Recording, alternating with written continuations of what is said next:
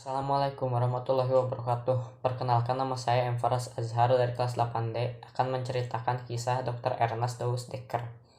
Dr. Ernest Francois Agene Douwes Dekker dikenal dengan nama Douwes Dekker atau Danudirja Setiabudi.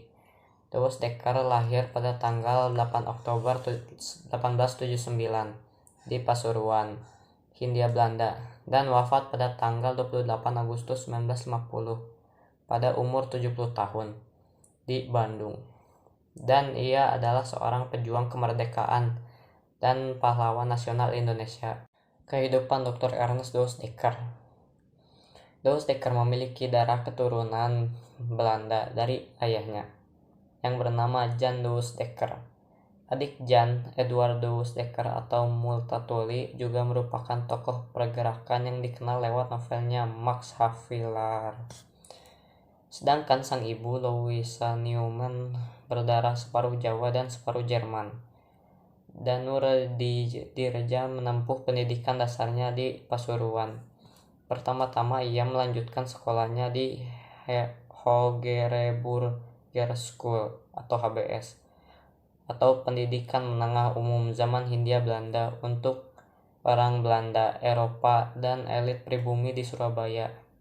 Kemudian ia berpindah ke Gymnasium Koning Wilhelm III School atau KWDRI, pendidikan menengah umum pertama yang berdiri di Batavia pada 15 September 1860. Setelah lulus sekolah, Douwes Dekker bekerja di perkebunan kopi Sumber Durun di Malang.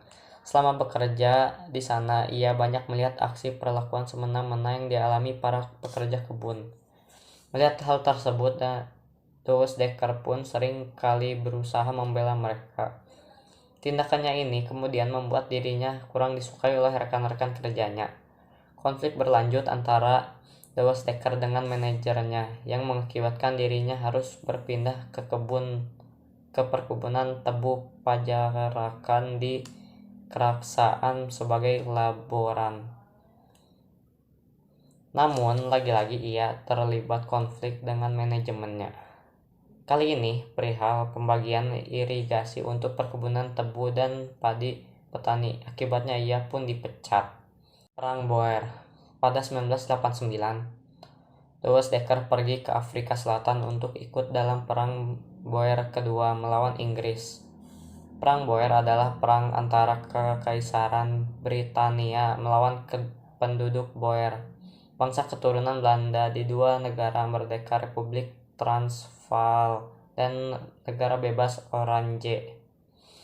Perang ini terjadi antara 11 Oktober 1899 sampai 31 Mei 1902. Dalam perang ini, Douwes Dekker menjadi warga negara Republik Transvaal, Republik Afrika Selatan. Douwes Dekker pun tertangkap kemudian dipenjara di sebuah kamp di Ceylon. Selama di penjara, pikirannya menjadi semakin terbuka akan perlakuan tidak adil pemerintah kolonial Hindia Belanda terhadap warganya.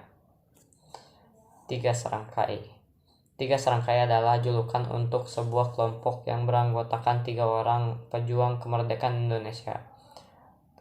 Douwes Dekker banyak melihat kejanggalan khususnya dalam diskriminasi antara kaum keturunan Belanda dan kaum Indo. Sejak saat itu, ia pun berusaha untuk menyadarkan masyarakat Indonesia bahwa nasib mereka tidaklah ditentukan oleh pemerintah kolonial.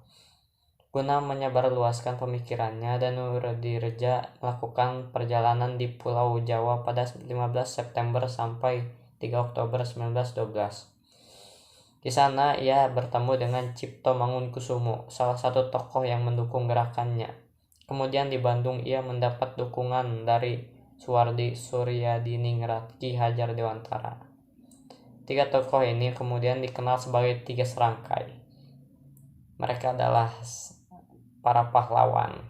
Indische Partij. Berdirinya Indische Partij dicetus oleh Douwes Dekker. Douwes Dekker telah banyak melihat tindakan diskriminasi yang dilakukan para keturunan Belanda terhadap orang Indo.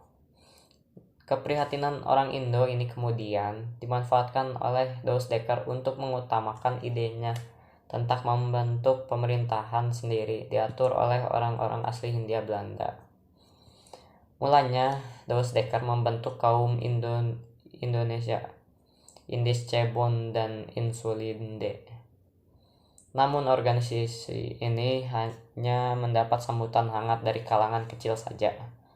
Sebagian besar dari mereka lebih suka dengan status quo.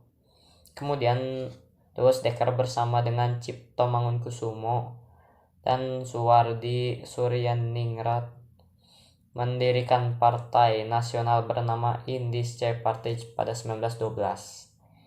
Indische Partij menjadi partai politik Hindia Belanda pertama yang memiliki 30 cabang dengan anggota sejumlah 7.300 orang. Tetapi partai ini hanya bertahan sampai tahun 1913.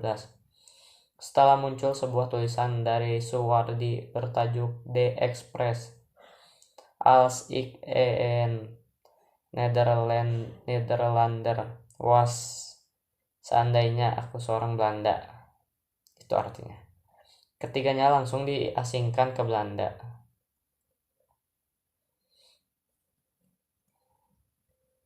Mereka dibubarkan oleh pemerintah kolonial Hindia Belanda karena dianggap menyebarkan kebencian terhadap pemerintah.